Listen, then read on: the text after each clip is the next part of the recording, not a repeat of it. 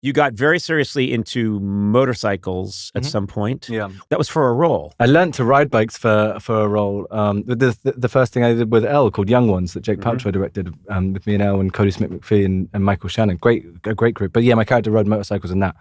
So I learned to ride for that and then got into it for a little while and was riding a lot and getting on track and all that sort of stuff. But I've kind of stopped. It started to feel a little bit, I fell off a few times.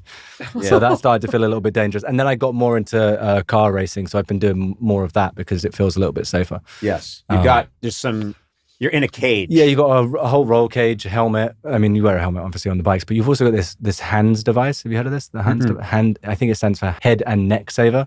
So it's like underneath your harness is this thing that then connects to your helmet to stop your head if you do crash from moving too far. So it saved loads of lives. So you have seriously, first of all, as a kid, you were interested in cars. Yeah, I grew up watching it with my dad and racing them with my dad and stuff. And he would like build cars as one of his hobbies. So I was always kind of interested and excited by them. So now I'm lucky where I got the opportunity to kind of go and race around a track. You just took, a serious course. What's the course that you just took? Oh, the Corsa Pilota, the Ferrari. Yeah. So now I'm kind of waiting. Hopefully, I've done some of their track attacks at the Ferrari Challenge, and those have gone well. And then next will be the actual race. But the track attacks, like when everyone's out there trying to set the fastest lap, sort of thing. Time. Now, explain to me the appeal because I'm not a gearhead. I enjoy a nice car, but when I first made money and could buy any car I wanted, just so you know who you're talking to. Yeah. And I'm a writer on The Simpsons, and I go out and I buy a Ford Taurus SHO. That's the Ford Taurus that has the stick shift. Yeah, stick shift's great. Yeah. But it looks exactly like a Ford. You missed the Ford Taurus part of it. All I heard was stick shift, and I was like, okay, having fun. It's got a sweet Yamaha 6 in there. But yeah, I remembered thinking, this is so cool. And people would say, you're driving around in a Ford Taurus and you're 28 years old. And you told us you were going to get this really cool car. And I went, yeah, but if you look inside, it's got a stick shift. And the common reaction was, it's a Ford Taurus. You look like you're going to Whole Foods to buy some produce. Not even Whole Foods, like Big Lots. Okay. Let's not get dicky about grocery stores. But anyway, that's the degree to which I'm probably not a gearhead, but you participated in and won a race recently, didn't you? Yeah, I got the fastest time. So I don't know how to describe the feeling of it. Is something where it makes you very present because you have to be. You have to be, right? And it's a weird mix between having a lot of adrenaline, but then having to kind of counteract that and calm yourself and be extremely focused for periods of time, where you're doing things that are against human instinct. Because, like, for instance, at the track where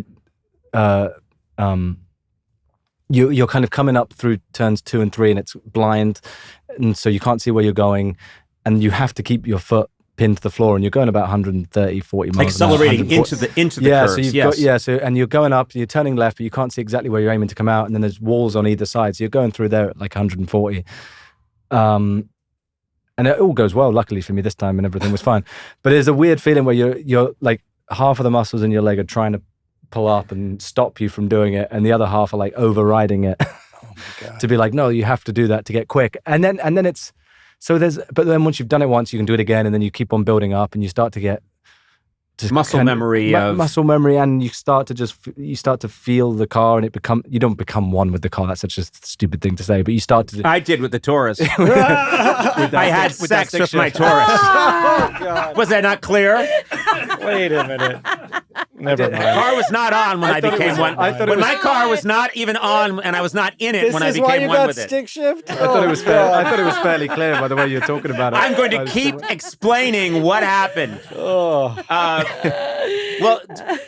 okay, but I was going to go so far with it, and I've reined myself. I'd just like to take this time to apologize to you. It's fine. Yeah. Don't worry, Nicholas. This never has to air. It's interesting. It's going to sound like I'm making a joke, but I'm not. I kind of understand what you're saying, because if I'm in front of a large group of people, there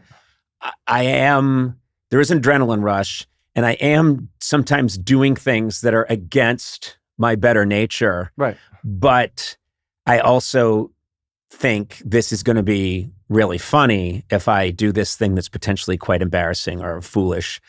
So there's this push me, pull you, but I also like to be in control, but I also like the potential chaotic loss of control, and it's all at the same time. That's the closest I've come to that. Yeah, no, it's exactly But that. it's not but going then it's 100 flow state, and it's kind of and very meditative, and it becomes. But let me ask you something then. So when you're about to make a joke or take a risk, how often do you doubt it before you do it? And if you doubt it, do you just abort, or do you override? This doubt? is one thing I found is that if I'm thinking about it beforehand, it's not going to be as good. Right. And if you do it then, it's not as satisfying, it's not as good. And for some reason, the audience knows it too. I don't know what that's all about. No. I get what you're saying, because when you were first talking about the Ford Taurus, I was in my head. I was reaching for some sort of joke about there being a condom on the gear stick. And it was there somewhere, and then I was like, oh, and then I thought about it too much, and I was like, this isn't the time or place. Let's just bury it. Right, but then I went there. Yeah. So you showed a much younger man than I. You showed a lot of restraint and caution. Yeah. And you held your tongue. And then me, the older man who should know better. Well, just because I couldn't formulate what the idea was. No, I didn't formulate it well either. I have me fucking a Taurus. Yeah. And You just said I fucked my car. Yeah. There's some sort of star sign joke in here too. There was no, yeah. Well, I'm an Aries. Better than a Capricorn. I'm an Aries, yeah. My point is. What's that joke? What's the one where it's like, I don't know. I broke up with my ex, and someone says why, and they go, oh, because I'm a Sagittarius and they're a cunt. Sorry, sorry, I probably can't say that. Beep that one out. No, you can say it. That used to be my favorite for a while. You're allowed to say it in the UK. Yeah, so I say. Apologies to anyone who's offended by that. Yeah, you can change that word for other words. They were cunt. but it's fine. funny. Hey, Sona. So unexpected. I just want to make sure people know Sona said that. Cunt. Yeah, okay, cool. there you go. That's Now cool. we're good. Yeah. You know what's funny? Why is it you have better material than I do? This is frustrating.